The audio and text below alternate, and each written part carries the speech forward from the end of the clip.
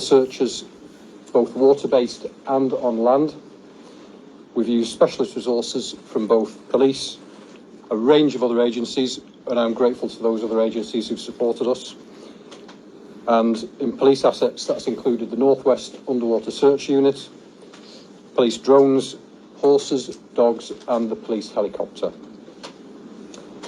We continue to search extensively the River Wyre and surrounding area downstream and out into the sea towards the estuary. We've consulted with national experts in their field, including environmental and tidal experts, and we're carrying out have carried out an extensive land search surrounding the river, including some properties around the area where Nicola went missing. Slides have been made available for you to see, which show in some detail exactly where we have searched, but it's important to say that our activity has at every stage been directed by expert trained police search advisors, who we term pulsers, and they've been following a nationally recognised doctrine around search strategy, which will be followed by any expert police search advisor in UK policing. The lead police search advisor is here, and at the conclusion of the press conference, if you have any specific questions on a one-to-one basis with that officer, he will be able to assist with those.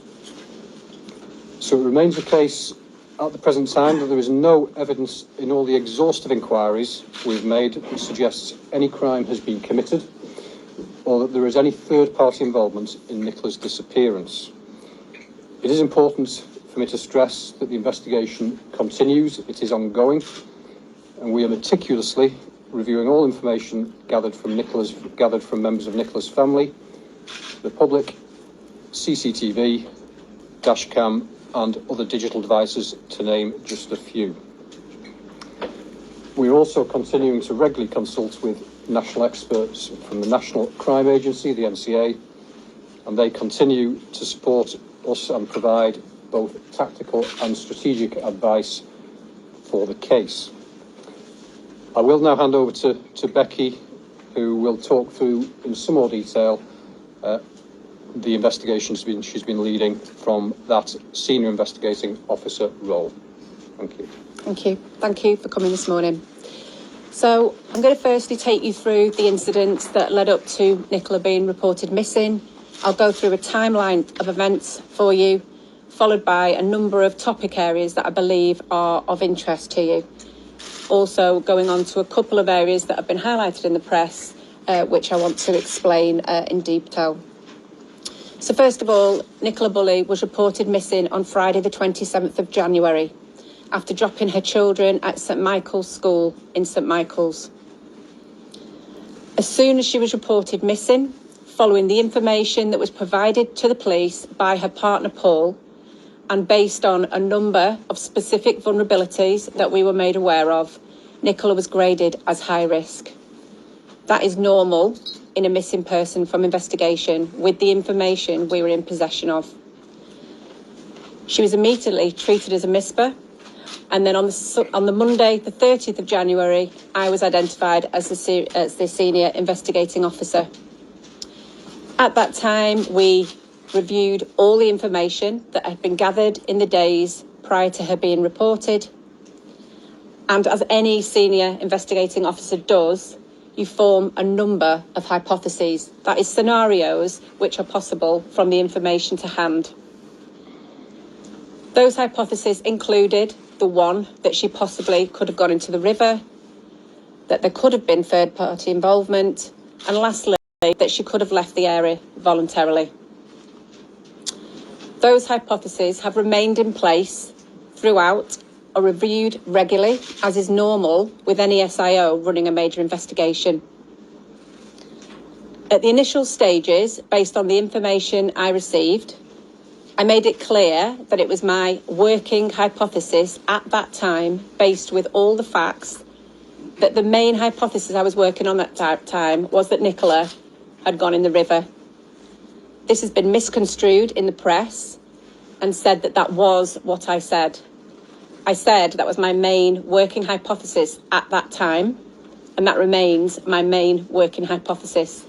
I think it's clear to see that the amount of effort, hours worked, resources that we've put into this investigation, that we have always been open-minded.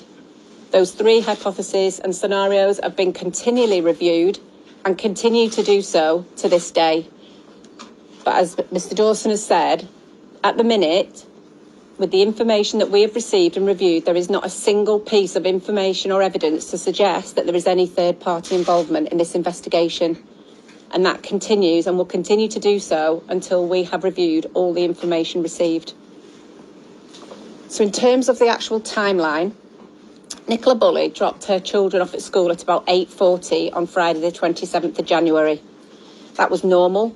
And she then proceeded, after chatting to a couple of people in the school yard, walked up Garstang Road and onto the river path over an iron bridge that takes you down to these fields.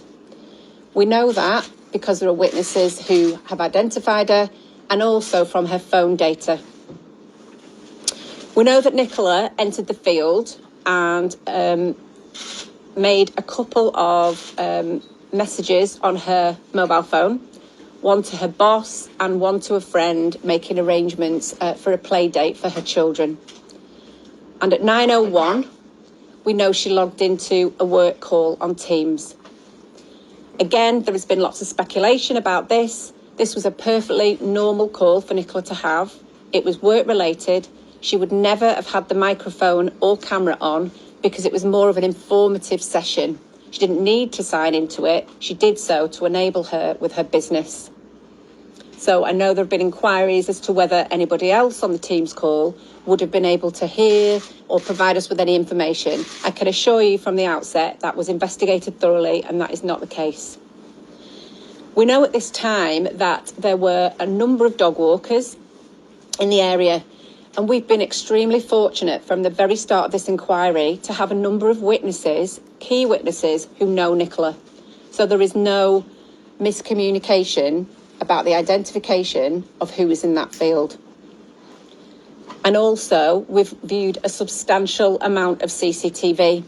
Again, whilst we can't cover the whole area with CCTV, we've been really fortunate in that we've had a lot, which has really been able to help us in pin down both Nicola's movements and also the movements of key witnesses, which is why we were able to give a timeline of events quite quickly, but reiterating that we were remaining open-minded to all 3 of those scenarios. So Nicola was last seen in the field, which we've called the upper field, at about 9:10 that morning. At that time, everything seemed normal. She was walking her dog Willow, who was off the lead. And again, a number of issues and inconsistencies have been raised in relation to Willow and her harness. It was really normal for Willow not to have her harness on. They never kept the harness on when they were in that field. The harness would be taken off Willow when they entered the field and would only be put back on when they were ready to leave the field. So at approximately 9:10, a witness that knows her had the last sighting, and that was at the upper field. And when I say an approximate time, it is that, but we are basing that on obviously the times that we can say that witness left the field. So I'm quite confident it is around that time. We then know from digital data that at some time around 9:20, we believe that Nicola's handset had moved towards the bench area. Again, there have been questions raised about her phone, whether that would have been in her possession when whatever happened has happened. But again, I'd just like to point out that it's really normal for Nicola, when in a Teams call, to be holding her phone out in front of her, listening to it. And we can say from a witness that knows her that morning, that is what she was doing. So that would explain why she doesn't have her phone in her pocket, as I know a number of people have raised. We then know at about 9:33, a local dog walker who is walking a dog comes across the bench and finds Willow untied, running between the bench and the gate. The mobile phone is on the bench, face upwards, still logged into the Teams call, and Willow's harness is halfway between the bench and the riverside. That witness makes a number, before returning home, she then returns and makes a number of phone calls to people, because at that point she doesn't know who the dog belongs to or who the phone belongs to, and doesn't know how to get in touch with people. She makes a number of inquiries with a local vet who can't assist her, and following a number of inquiries, eventually people return to the bench, recover the handset and Willow, and we find out that obviously they belong to Nicola. The alarm is then raised with the local school, who then in turn contact Paul, Nicola's partner, who then makes to the scene. Just moving on to CCTV, like I've said, we are really fortunate in this inquiry that we've been able to narrow down a lot of the witnesses in the area's movements, and to some extent Nicola's, but we can't complete that totally. The area at the top of the field, Rowan Water, has CCTV that covers the gate that enters the field and the front of the site. That is working. The site managers have been cooperating with us and so supportive of this investigation at every stage. And we can say that Nicola has not entered that area or left. We can also say that nobody that we haven't traced and spoken to and discounted has left or entered Rowan Water. The second point on CCTV is Allotment Lane. Again, we've been really, really fortunate, despite it being such a rural area, that we've got numerous sites of CCTV on that road. And that is why we can be confident that Nicola has not gone down that road. Unfortunately, the main entrance and exit to the fields is via the river path, as we refer to it. And that river path goes back to Garstang Road. You can fork off slightly, which takes you at the back of the Grapes pub, which would bring you back onto the main road. But again, that is covered by CCTV, and we know she hasn't left via that entrance.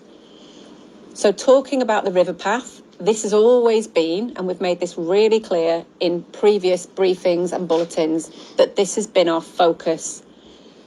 And to do this, because of the lack of CCTV on the main road, we've had to appeal numerous times for motorists and cyclists in the area to send us through any potential clips of dashcam. And our intention is to review every one of those, however small they might be, to make sure that on none of those Nicola is seen. At this stage, none of that dashcam has indicated that Nicola is there. However, I'd just like to point out, we are still reviewing those pieces of information. What I can say, which we've established only yesterday, was that if Nicola had left out of the river path and turned right, she has not reached the Great Pub. And we can say that because we have CCTV covering both sides of that pavement. So moving on to Nicola's phone, I've talked to you about the discrepancies that have been flagged up with the Teams call, whether she would have had that in front of her, whether she would have had that in a pocket. And we can say with confidence that Nicola that morning, whilst logged into her Teams call, had the phone out in front of her, listening to that call. We have, of course, like you would in any major inquiry, done an exhaustive amount of work with that phone. We have digital media experts doing everything we can with that. And that has enabled us to help us with her movements in the field, corroborated by the witness accounts. Moving on to Fitbit, as I know this has been of interest. Unfortunately, despite many technicians and specialists looking at this, there is no further information that we can gain from that because it hadn't been synced for a number of days. Just in relation to digital inquiries, there is further work that we are doing on Nicola's social media accounts this morning. The family are totally aware of this, but this work that we're doing might show Nicola as being online. I want to make this really clear. We have control of this phone. This will be the police that is doing these inquiries, and that nobody needs to be concerned or to contact the incident room in relation to this. Moving back to my original explanation of the scenarios that were under consideration, I've expressed before the hypotheses have been continually reviewed based on the information that is known to the inquiry team and the inquiry team only. Whilst other people may speculate and spread rumours, there is no evidence whatsoever or information, and there has been a vast amount reviewed, I can assure you, in the last almost 3 weeks to suggest any third-party involvement or Nicola leaving that field. However, this is an ongoing inquiry. We've got a large, dedicated team, and as you can imagine, vast amount of information, some relevant and some not, coming in on a daily basis. So whilst my main working line of inquiry at the moment is that Nicola, based on the information known to me from the incident and of Nicola herself and the information and vulnerabilities that have been given to us by her family, that is my main working hypothesis at this time. That does not mean that we aren't continuing to investigate every single line of inquiry, because I can assure you we are, and we, as much as everybody else in this country, wants to find out what's happened to Nicola to be able to give her 2 children the answers they deserve. So in terms of persistent myths that keep being referred to in the press, the derelict house, which is across the other side of the river, that has been searched 3 times with the permission of the owner, and Nicola is not in there. The red van, we're really, really grateful to members of the public for ringing into the inquiry. We wouldn't have got this far without everybody's help. But I think it's also really obvious that we are being inundated with false information, accusations and rumours, which is distracting us from our work. The red van has been reported that it was in the area on the morning of the 27th, like many other hundreds of cars that morning. We're really grateful for the witness who has told us about that, and we are continuing to make inquiries to try and track down that specific van. But from my perspective, being in possession of all the facts and information of this case, I do not believe that to be suspicious, but we are continuing to investigate that so that we can identify whoever was in the area that time to make sure that they can't give us any further information that will assist the investigation. There's also been mention of a number of fishermen that have been seen that morning, who again were described as suspicious. I myself don't find it suspicious that fishermen would be in the area of a river that morning or carrying fishing rods. But there was some suggestion that one of these males might have been looking to cover his face. We have made numerous appeals for these fishermen to come forward. We have made contact with the local angling clubs, and we have also ascertained the time of the witness passing down that road and checked the CCTV at the Grapes pub, which covers that end of Garstang Road, and we can't see any of those fishermen at that time on that day. But we are continuing to try and trace these people. Again, I would urge that they are not necessarily suspicious to me, but I'm really keen to trace them to make sure that there's no further information that they can give us that will assist.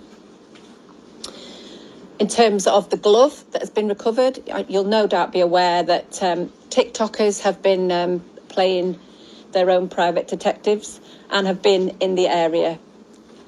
A glove has been recovered that is not believed to be relevant to the investigation. It is not Nicola's, but we have got that in our possession. Lastly, there has been some mention of CCTV specifically at the caravan sites that hasn't been working and that's suspicious itself. That is not the case. We have been helped and assisted beyond all belief by the caravan owners in this. The whole community wants to find Nicola and wants to give the family the answers that they deserve. Lastly, the family, and they are the most important part of this. And all this speculation and rumour is affecting them. They've got a loving daughter, sister, partner and mother who is missing, and that is my priority and the priority of the investigation team, and always has. And we can't be detracted from that. I have met the family on a number of occasions and will continue to do so, and they are kept through regularly updated throughout with our progress. There are dedicated family liaison officers who speak daily to the family and only yesterday spent a significant amount of time with Paul. I can assure you that this investigation has been thoroughly investigated, no differently than any other major investigation from the outset, and that my absolute priority is to do everything we can to provide the answers to Nicola's 2 daughters who need to know where their mummy is. And whilst we have shared information today about specific individual vulnerabilities specific to this case and Nicola, I would ask you to respect the family's privacy in respect of those things. Thank you. Thank you, Becky. As I mentioned, we've shared more detail in this conference than would normally be the case, but intended by doing so, both in terms of the scale of the investigation and the resources and the intensity of it, and something around Nicola's vulnerabilities, that we're able to counter some of the, and I won't be clear, but ill-informed speculation and conjecture that has at times distracted the investigation from what ought to have been its priorities. It has been a distraction. That is potentially damaging to the investigation, the community of St Michael's, and most importantly, Nicola's family. However, we've had incredible support from the public and continue to have a dedicated investigation team working on this inquiry, and we will continue to be as transparent as we possibly can be. You must appreciate, though, that when we do come forward, what we bring forward must be factual too. Anybody with relevant information can submit it through the Major Incident Public Portal, the MIP, the link to which is available on the Lancashire Police website. So thank you, and both Becky and I are happy to take some questions. Guys, keep your hands up. Hi there, Detective Superintendent. Can you just give us a bit more information about what Nikki's partner told you about her vulnerabilities, and why was it that you had to then identify her as high risk? And also, this is the 20th day that Nicola Bulley has been missing. How confident are you and your team that you will find her alive? Okay, so firstly, to cover the information about Paul, it's normal in any missing person investigation that you obviously gather as much information at an early stage about the person in question, which is no different, and we did that with Paul. I'm not going to go into the details of those individual vulnerabilities. I've asked you to respect the family who are going through unimaginable pain and distress at this moment. But those vulnerabilities based our decision making in terms of grading Nicola as high risk, and have continued to form part of my investigation throughout. In terms of, sorry, what was the second part to your question? It's the 20th day since Absolutely. Nicola's been missing. How confident are you and your team that you'll find Nicola Bulley alive? I hope with all my heart that we find Nicola Bulley alive, more than anything. How confident are you? I have told you that my working hypothesis is at the moment, through all the information that we have gathered, that the likelihood is that Nicola has unfortunately gone in the river. However, I have to stress this because this has been continually misconstrued. I cannot be 100% certain of that at the minute because we are continuing. It's a live investigation and there is always information coming in. But we are in the 20th day. We have had a thorough, dedicated, meticulous investigation, and there is not one single piece of information that has come to note that would suggest that Nicola has left those fields. Matt Ray, ITV, Good Morning Britain. 2 questions. First of all, can we confirm whether Nicola was wearing a headset at the time she was listening? No, she wasn't. So she wasn't, because she was listening to it directly. Yes. Secondly, as you come to the end, onto the Iron Bridge, and you turn left. So right, you're saying Yes. covered off Yes. by CCTV. Yes. Are we saying that to the left is a blind spot, and if so, how far down? There's no CCTV there, I take it, that's been recovered. Not on that main road. I can't give you the specifics of the exact how many sites, but we were basically scoping off all the, as you turn left, Yeah. we're trawling all that area for any CCTV that we have got, but the main road, that area there, isn't covered, unfortunately. So from the Iron Bridge, to the school, if you will, Yes. There is nothing there, which is why it's so important for the dash cam, because even though they're going to be tiny bite sizes of information, they're not going to be as good as being able to view CCTV. We need to be able to piece together as much of that portion of the road as we can. And of those 700 cars, how many have been spoken to, or what percentage have been spoken to? I can't give you exact figures on that, because obviously there will have been more today that have come in, but a substantial amount. Are there any particular cars that we're looking for that you can appeal for? No. They've all had individual letters to the cars that we know have gone past in the area, not that particular, but in the area. And we've asked for positive responses only, and any dash cam that's come back in, which there has been an amount of, we have reviewed. Some of it doesn't show anything, some is still being reviewed. But at the minute, there is absolutely no sightings of Nicola on there. Danny, did you see? Did I hear correctly that you were appointed SIO on the Monday? I was, yes. Had Lancashire Police missed the trick? Nicola Bulley went missing on Friday, and SIO appointed not until the Monday. Enough done in the first 24, 48 hours. I can probably take this. I am satisfied that, as Becky has described, following the initial report of Nicola as being missing to Lancashire Police, immediately she was graded as high risk. That in itself is a significant level of risk that does bring with it focused attention and significant resources. So I'm satisfied that, given there was no evidence of any crime having occurred at that first point of the report, yes, it was handled appropriately, but as the days began to progress, as would be normal with any high-risk missing person investigation, who hadn't turned up, hadn't been found by Monday, we began to layer in the expertise of a senior investigating officer with all the investigation infrastructure that comes with that. Jamie Williamson from Bauer Media. It took Peter Folding and SGI 3 days to determine that Nicky wasn't in that stretch of river. How long will it take Lancashire Police, and how long will you continue searching the River Wye until you come to the same determination? And again, it's probably something I can take. The search effort, both water-based and land-based, continues this week. There are police assets, including underwater search officers, continuing that exercise this week. Water is an inherently challenging medium to search, and the River Wye is tidal and flows out into the estuary near Cockerham Sands, and parts of the river have been searched repeatedly because of the shifting water patterns and tidal nature of it. We've taken the best expertise from people who are experts in the field around coastal movements of water and movements of water on inland waterways. I retain all hope.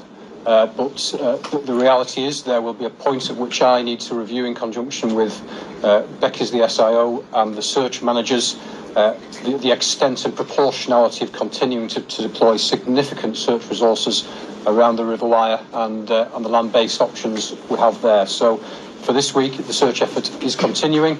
There will be a point in the days ahead where I do need to review that. Nick on BBC. Social media video makers and wannabe detectives, have they been an annoyance or a hindrance in the inquiry? I'll take that if you want.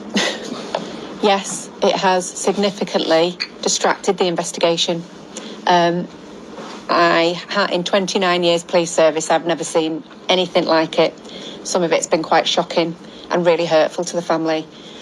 Obviously, we can't disregard anything, and we've reviewed everything that's come in, but of course it has distracted us significantly. But as long as we are prioritising, which we do constantly, on the information that's coming in, that will not distract us from the priority actions that we have been completing. Holly Byrne, Daily Mirror. I'm just wondering, obviously you're talking about the evidence that you're working with and obviously your main hypothesis. Should you have cordoned off the bench and got forensics in so that you could be more certain that you can rule out things like foul play and be absolutely certain, rather than just saying that, it's a main hypothesis? Yeah, I understand why you would ask that.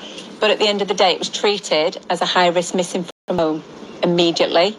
And the officers that dealt with it in those days had the land searched immediately, which included the area around the bench. Is it not significant that Willow was running between the bench and the gate, not the bench and the water's edge? I mean, I'm not expected to be an expert on dog behaviour. And I'm not either. But what do you make of that? What has anyone, what have you consulted on that? We have consulted people, and we're ongoing with consulting people, but obviously I can't speak to the dog. And all we can say is that he was running backward and forwards and he was still in the area where Nicola's possessions were, and that's all I can say. But was more interested in the gate and the path leading away from there than the actual water. At that time, when the witness found Willow was between the bench and the gate, however, I have to point out the dog could have got out from there. We'll take one more question, please, everybody. I'll go with Ramirez from Talk TV. Has the Police and Crime Commissioner had a meeting to voice any of his concerns surrounding this? The Police and Crime Commissioner has been kept apprised, but the constabulary has operational independence and has been carrying out the investigation, and information stays with the investigation. That's the nature of policing. Just given I've said one more question, and I'll just give it to Nick to bring one more in. Thank you. Thank you. Hannah Alopper from the Sunday Times. You've outlined what you've done so far, which is great and really helpful, thank you. But are you able to talk us through sort of what your plan might be, where the investigation will go in the coming week or so, and also what impact is this having on Lancashire Police resources, and when do you think you may, you may look at scaling it down? And just one final point. I know you said you weren't going to elaborate on the vulnerabilities, but I've had 3 text messages in the past 5 minutes asking what they are and what that's about. So if we want to sort of dial down the speculation, might it make sense to make that clear? I'll take most of that, I think. I think in terms of the scale of the investigation, it is continuing. That will be kept under review, but it is at as much of a peak of resourcing and intensity as it has been. Both the search and the investigation side will remain under review, but we are a significant sized force. Where necessary, we've drawn officers and expertise in from across the force. Our business as usual, police and communities of Lancashire has remained unaffected by this. We've sought support nationally, and we can draw on mutual aid from other police forces and regions if we need to. We will keep it under review. Becky is an experienced senior investigating officer and will continue to follow the evidence, the facts objectively, as any SIO would do. In terms of the vulnerabilities, I feel we've said as much as we can about that. It is personal, private information, known to the investigation, but foremost in our thoughts, in addition to the integrity of the investigation, is the privacy of Nicola's family. So we've said as much as we can with that. So regrettably, we can't take any more questions. Thank you very much, but I do thank you for your attention today. Thank you very much.